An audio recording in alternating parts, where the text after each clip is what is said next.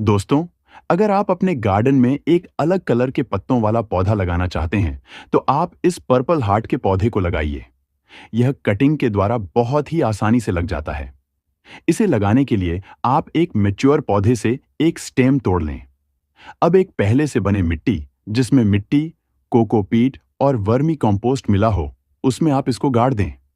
कुछ दिनों के बाद इसमें रूट्स डेवलप हो जाएंगे और यह पूरे गमले में फैल जाएगा। Enjoy gardening and please follow us for more such informative videos.